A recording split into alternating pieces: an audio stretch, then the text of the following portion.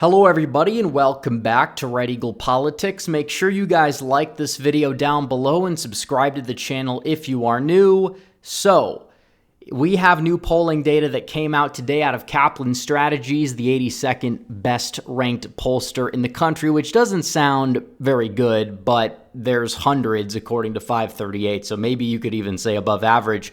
And what it's showing is that Donald Trump has a big lead in a lot of swing states. He's up in Arizona by 4. He's up in Michigan by 15 points, Pennsylvania by 5, and Wisconsin by 10. Now, are these results going to pan out? Definitely not. Trump's not winning Michigan by 15. You know, we saw polls before 2020 that had Joe Biden going out there and winning the state of Wisconsin by 17 points. We made fun of those polls as outliers, and I'm going to apply the same standard across the board.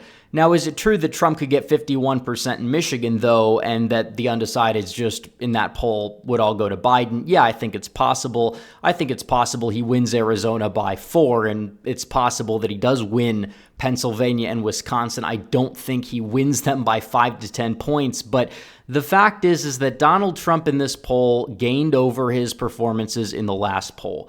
And what it shows me is that Trump, if anything, you could say has momentum, because this is not the only poll that is showing Trump with momentum. And it begs the question, how are people not exactly treating Trump like he's the favorite? Because the betting markets now are showing Biden is in the lead. But you know what? The betting markets are absolutely trash. You know, Trump was not the favorite in the betting markets to win the Republican nomination for quite some time, up until, mid-2023.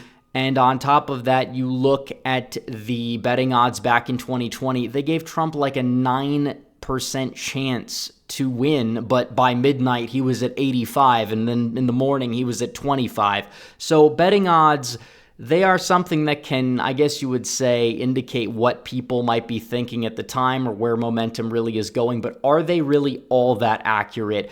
Not necessarily. I mean, it's fun to look at it. I hope Trump takes the lead in the betting odds. It's, definitely something that I would say is like a morale booster, but the people that bet on politics are definitely people that in many cases don't know what they're doing or they're wish casting. And there's a lot of free money in it too. Like Ohio and Iowa were like 52% Trump in 2020, and it's just like, well, we saw how that worked out. He won both by 8. It's just kind of ridiculous in terms of the whole betting odds. But what we do know is that Joe Biden, his approval rating is below 40%, and we have 6 months to go.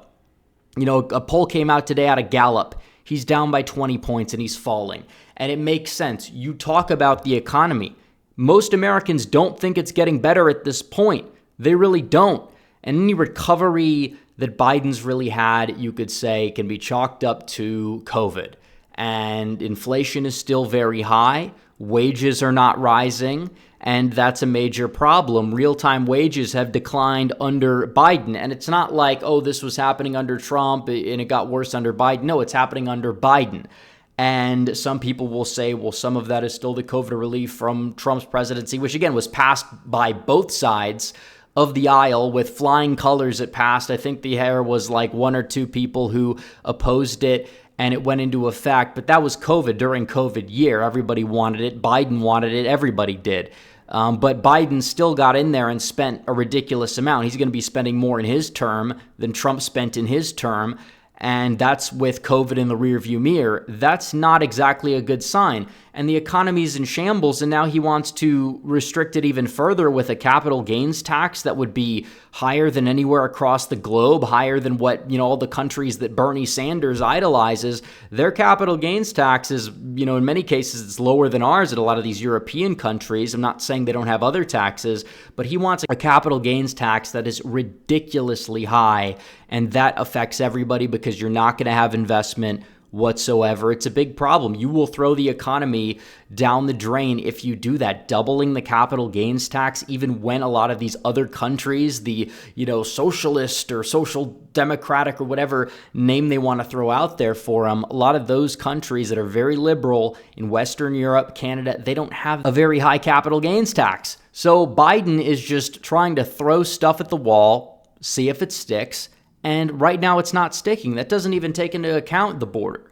or foreign affairs, which are a total disaster. The whole world is at each other's throats. Who knows what's going to happen before the election? Will China take Taiwan, or will they try to make a move on them? I mean, they may just decide that it would be better to do it under Biden. Everything is going down the drain abroad, in that we have weak leadership, and that's not something that we need. We need to stay out of these conflicts. Donald Trump is somebody who kept us out of conflicts. Donald Trump is the only president going back decades upon decades not to get us involved in a new war. Biden technically has with Yemen, and we're involved in a lot of other wars, monetarily speaking. It's not really a good look whatsoever. So all the people that say, well, Biden's still going to win, they don't know what they're it's just cope. Now, he could win because there is a problem that Republicans have with turnout.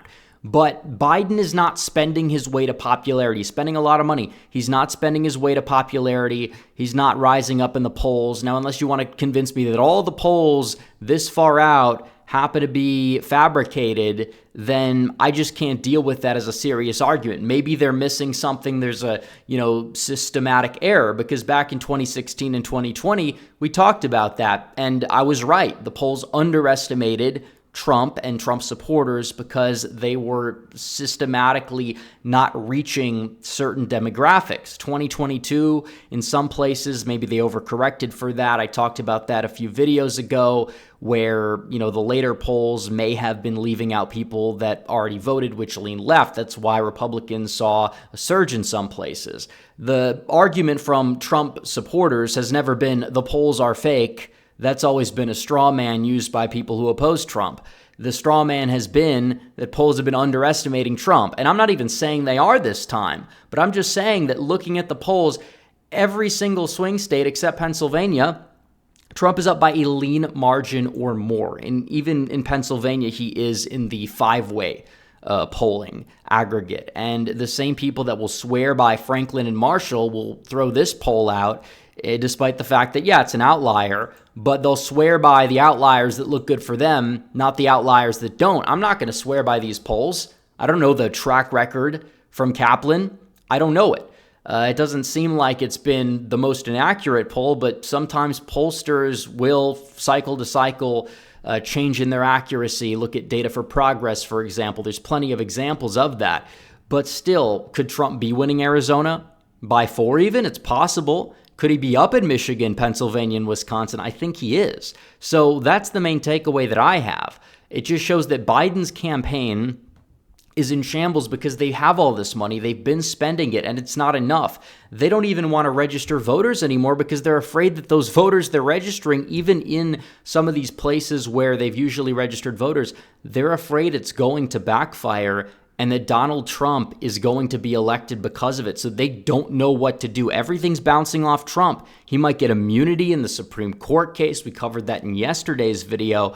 It's just astounding. Now, we do have to still fight like we're a little bit behind, because that's how these things work. We're still, not to the conventions yet. A lot can change. We're still, 6 months away from the presidential election. But you look at the past 6 months, what's changed for Biden that's really been good? I mean, you want to go back 6 months to October, he was down, 13.8. Now he's down 17.1.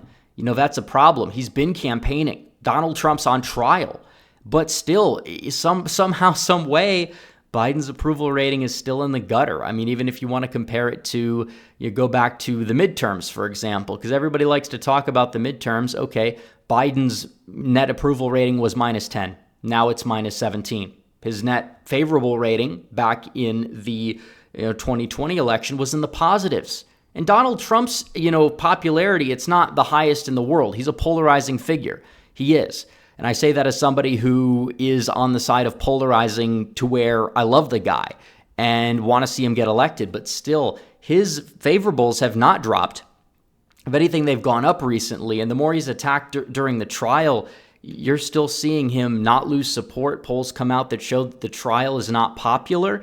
And it's like there's nothing they can really do at this point to bring the guy down, and it's really just frustrating. Even election integrity, you see new legislation in key states. They're going to be counting the votes differently. RNC's investing in poll watching and security. They're upset about that too. So it's like, yeah, it comes down to turnout. That's all it comes down to. You can't afford to lose this election. There's no reason for it, but still we understand turnout, late surprises. We know that they're going to try to go out there and do that. But Biden's campaign is definitely in shambles. Now they are backtracking on banning menthol cigarettes because they wanted to talk about banning menthols because they said it, disproportionately impacted black people, increased their lung cancer rates, showing that they, cared about it, but now they don't care. No, they don't care about the lungs of black Americans. They're saying, nope, who cares? We need your votes, so we're not going to ban this thing that's, giving you cancer, apparently. So this is ironic coming from Joe Biden, the same guy who ran for president with the promise that he could not keep, saying he would cure cancer, and he would always talk about his son who tragically passed away from cancer, not Hunter, the crackhead's son, the other one. And now he's going out there and he's saying, oh, well, you know what? We're not going to ban these cigarettes. So maybe this actually does help him. I don't think it helps or hurts. I'm not going to sit here and say, well, everything Biden does is going to hurt his reelection odds. I don't necessarily believe that that's true. He's going to try to buy votes. This is one example, but, just to the average observer, these people are just nuts. They're nuts, and Biden is nuts. And we know that. He went on Howard Stern's show today because that's apparently what people do when they're running for president or running for president as a sitting president. And what did he go on to do? He said on the show that Trump promised a bloodbath if he doesn't win, which has been thoroughly debunked. Then he repeated the suckers and losers hoax, which has been thoroughly debunked by a lot of people.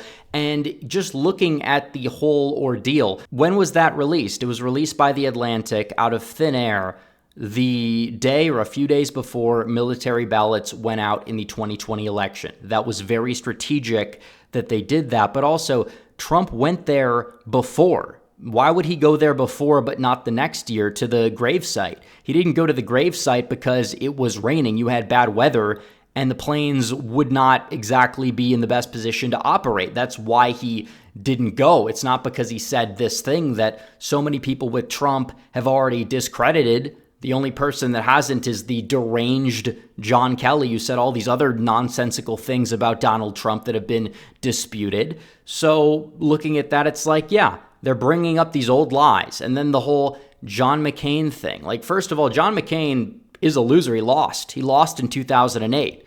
Now, you could say he was dealt a bad hand because of Bush and the economy, but still, McCain lost the state of Indiana, of all states. He lost North Carolina in 2008. Like, the guy went out there and got embarrassed by Obama. It's true. And McCain struck Trump first, basically insulting him. Trump hit him back. There was nothing more to it. Trump tried to extend the olive branch. He even endorsed him for Senate in 2016. I think it was a mistake. And then McCain was a backstabber, betrayed his own principles on the whole Obamacare issue just to make Trump look bad, not give him a victory, despite the fact that McCain spent his entire latter part of his political career trying to overturn Obamacare. So is that exactly principled? No, it's not principled. He's not a principled conservative. Joe Biden is not the principled candidate. He's not the candidate for the highly educated because all he does is spew nonsense and spew lies. That's his entire campaign's basis. And when you have nothing to run on, like many other campaigns have had nothing to run on, what do you resort to? Do you resort to touting your accomplishments that don't exist, or do you resort to blatant, baseless lies? Because that's exactly what Biden has done, and now he's at a point where he's not in hiding. The American people can see it. You can't stay in a basement your entire political campaign, and even if you do, you still have a record that people know, and it's different. You can't hide behind COVID. So what's he doing? He's just lying. He's lying his ass off. He's hoping that it's going to pay off for him, but the data speaks for itself. You could sit here and deny the polls, and I've even said they could be overestimating Donald Trump, which is why we need to be very careful. I've been very fair about that. But to sit here and say that Trump is not the favorite as of right now is also just delusion. It's a wish cast from the Biden side. But it's also true that we need to keep fighting because anything can happen. And Biden's approval rating might go up just because of, you'll have the DNC, you'll have Democrats potentially come home. But to a certain extent, is it going to exactly be enough? Because in the head-to-head polls, a lot of them already have come home. He's still losing the popular vote. I can't say he's really in a good position. This is Donald Trump's election to lose, and that's what the data is showing, whether these polls are outliers or you look at some other polls that are more in line with other polling. So anyways, guys, thanks for watching this video. Like this video down below, comment down below, subscribe to the channel, hit the bell for notifications so you never miss another video. Follow me on social media. The links are all in the description down below, and I will see you guys in the next one. Red Eagle, out.